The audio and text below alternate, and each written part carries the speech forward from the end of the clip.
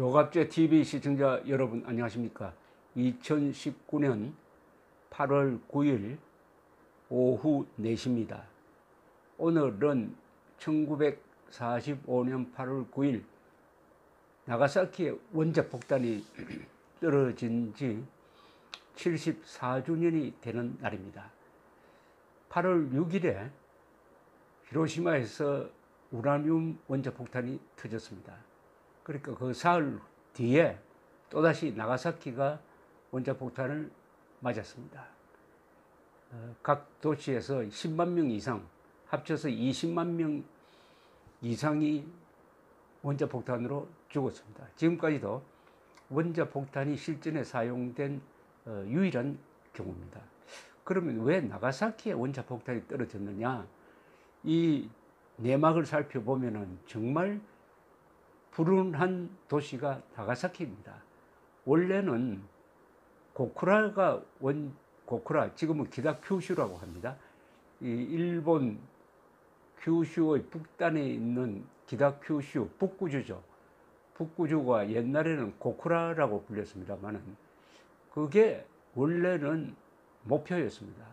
그런데 사연이 있어가지고 결국 나가사키에 원자폭탄이 떨어졌습니다.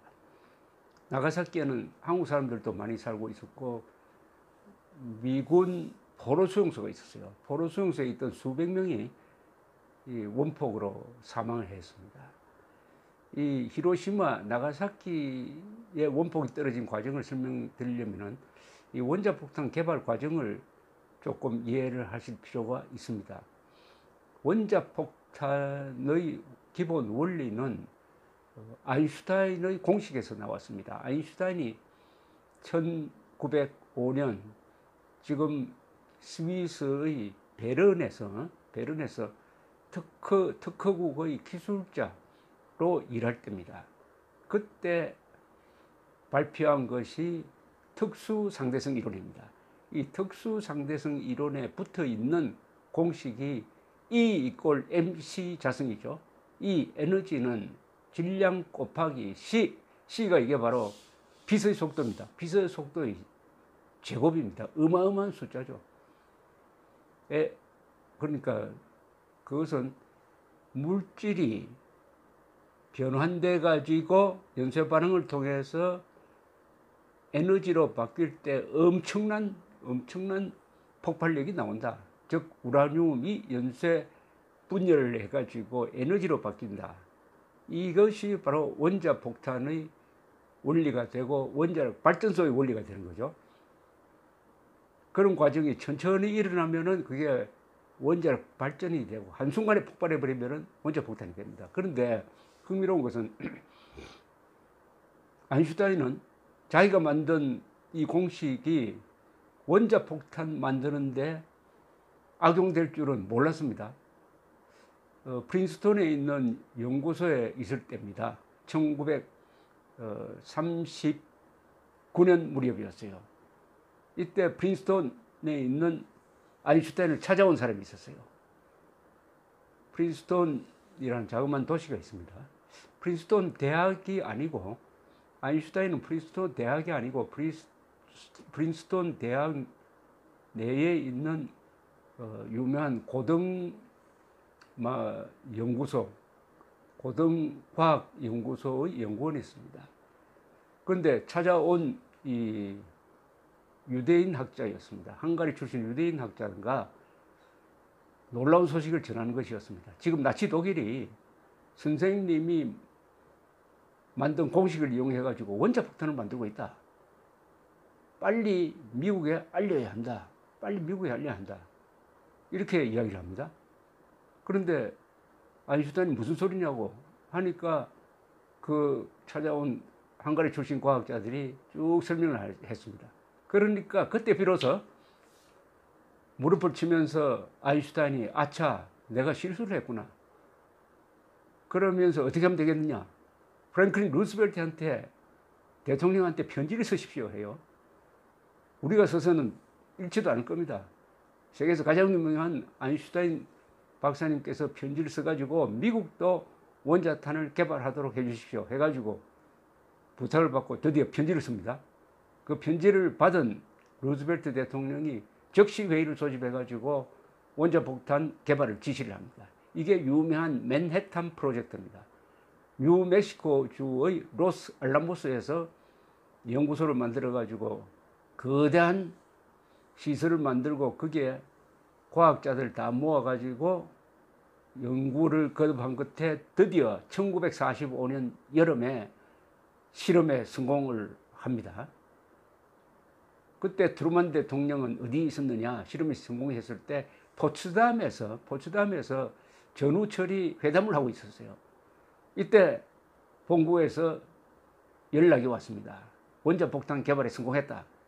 그래서 트루만 대통령은 그 회의에 참석하고 있던, 그때는 우방국입니다, 소련의 스탈린에게 신무기가 개발되었다고 이야기합니다. 스탈린은 그 의미를 잘 모른다는 듯이 아이고 축하합니다는 식으로 이야기를 했고, 처칠에게는 자세하게 이야기했는데 이미 영국 기술자들은 이 원자폭탄 개발에 동참하고 있었으니까 잘 알고 있었습니다. 뭐 일종의 공동 개발인 셈이죠.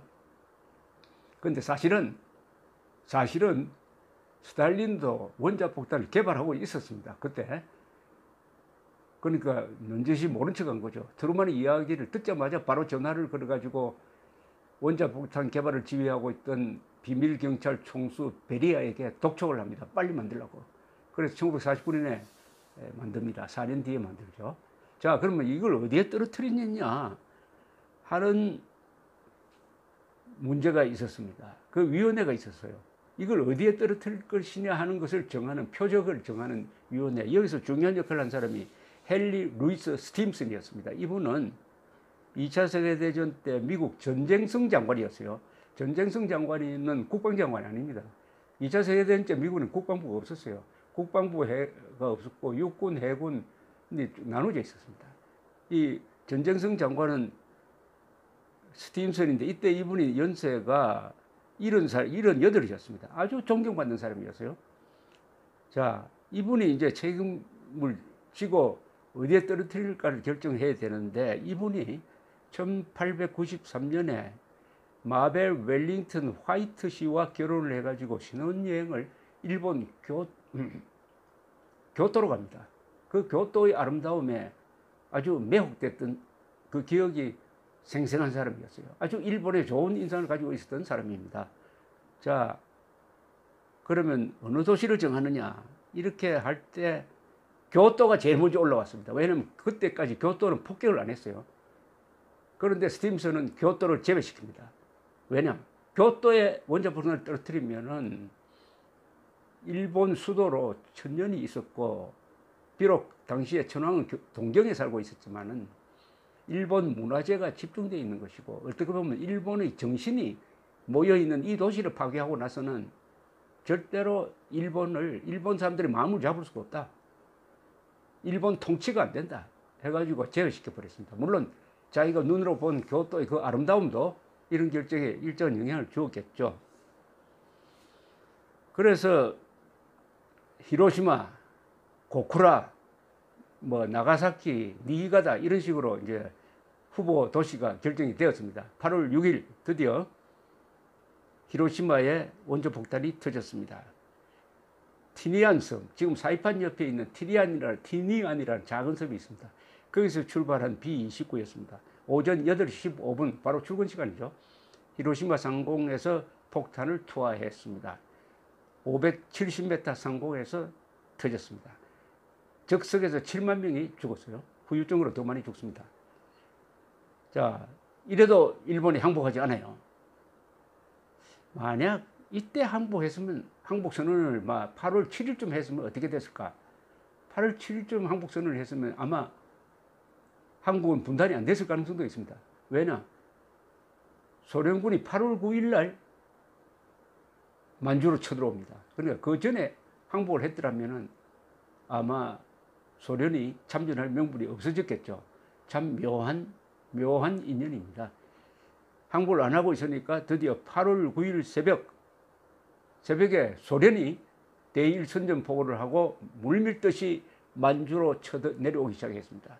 그리하여 북한 지역을 향해서 아주 맹렬한 속도로 쳐내려오기 시작했습니다. 그게 8월 9일 새벽이었습니다.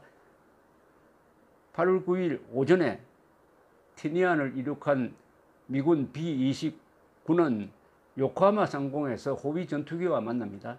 그래가지고 목표지인 북규슈 고쿠라 상공에 도착했습니다. 이제 떨어뜨릴 표적지를 찾기 위해서 선회를 하는데 안개와 구름이 끼어 있었어요. 안개와 구름이 끼어 있어 놓으니까 표적지를 찾을 수가 없었습니다. 근데 무작정 선회를 할 수는 없죠. 할 수 없이 후보 지역으로 정했던 나가사키로 날아갑니다. 이게 나가사키 운명을 결정하고 말았습니다. 그런데 나가사키에 도착했을 때가 오전 11시인데 나가사키를 돌아도 또한 거기도 구름이 끼어 있었어요. 그래서 이제는 돌아가야 되겠다. 마지막으로 또 오는데 구름이 열렸습니다. 미쓰비시 중공업 상공이었어요. 거기 원자폭탄을 떨어뜨려서 터졌습니다. 바로 그 낙하 지점 부근에 나가사키의 유명한 성당이 있었습니다. 천주교 성당. 나가사키는 천주교의 본산지죠.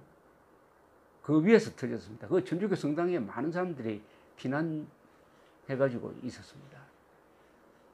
이 나가사키에서 터진 원자폭탄은 이게 플루토늄탄입니다. 플루토늄탄인데 별명이 팻맨이라 뚱보라는 뜻인데 리틀보이라는 별명을 가진 게 히로시마 원자폭탄이었습니다. TNT 기준으로는 나가사키에 떨어진 게 2만 톤이었습니다. 2만 톤. TNT 기준 2만 톤의 폭발력을 가져가지고 15,000톤인 히로시마보다 더 컸죠. 그러나 나가사키는 아시다시피 거기 산이 많습니다. 그래서 폭발력을 감소시키는 역할을 해가지고 죽은 사람은 조금 덜 죽었습니다. 조금 덜 죽었어요. 이렇게 해가지고 8월 9일 두 번째 원자폭탄을 맞고 나서 일본이 전황이 항복을 결심을 합니다. 항복을 결심을 합니다. 그런데 만약 8월 9일 날 원자폭탄을 맞고도 군부의 결사항전 요구를 받아들여서 천황이 계속 버티었으면 어떻게 됐을까? 그랬으면은 소련군은 만주를 석권하고 바로 부산까지 내려왔을 것입니다. 그랬으면 한반도가 완전히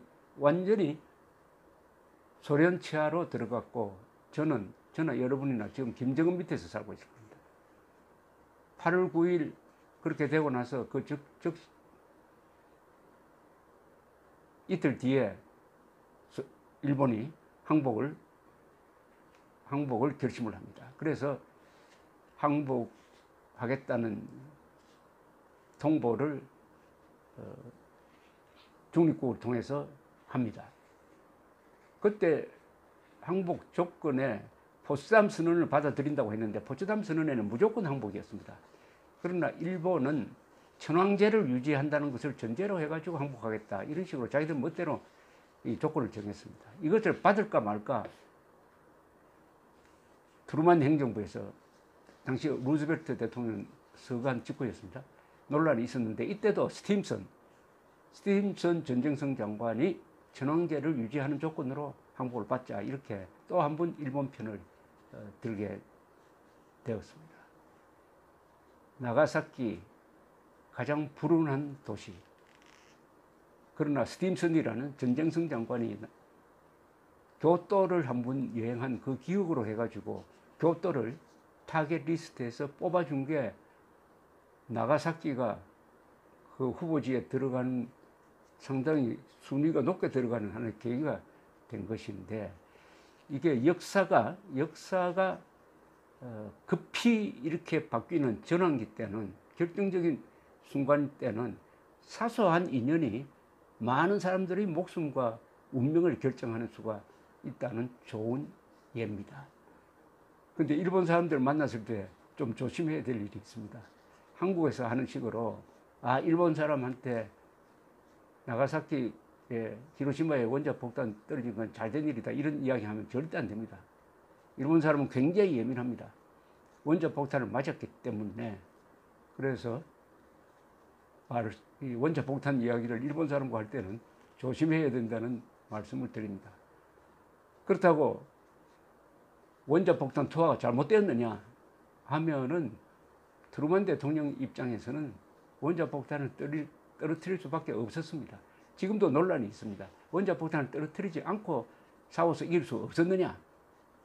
그러려면 그게 일본의 본토 상륙을 했어야 됩니다. 본토 상륙을 했더라면 미군이 한 100만 명 죽고 다쳤을 것이라는 계산이 있었습니다. 왜냐하면 오키나와에 상륙을 해가지고 점령을 하는데 시간도 많이 걸렸을 뿐만 아니라 일본군은 거의 저는 옥살이를 했습니다. 자살을 해버렸어요. 마지막 한 사람까지. 민간인도 죽고 해가지고 10만 명 이상이 죽었습니다. 그리고 미군도 1만 명 이상이 죽었어요. 본토에 상륙하면은 본토에서는 아이들 분해자까지 나와가지고 죽창 들고 싸울 것이다. 이렇게 보았던 것입니다. 그러니까 트루먼 대통령은 신무기가 있는데 그걸 쓰지 않고 재래식 무기로 싸워가지고 100만 명 이상이 죽고 다쳤다 하는 사실이 나중에 알려지면 어떻게 감당을 하겠습니까? 원자폭탄이 지금 김정은 손에 들어가가지고 지금 대한민국 국민의 운명이 김정은 손가락에 달려있는 이런 험악한 지경에서 74년 전에 나가사키에 떨어진 원자폭탄이 한국인의 운명을 어떻게 바꿨는지 말씀드렸습니다. 감사합니다.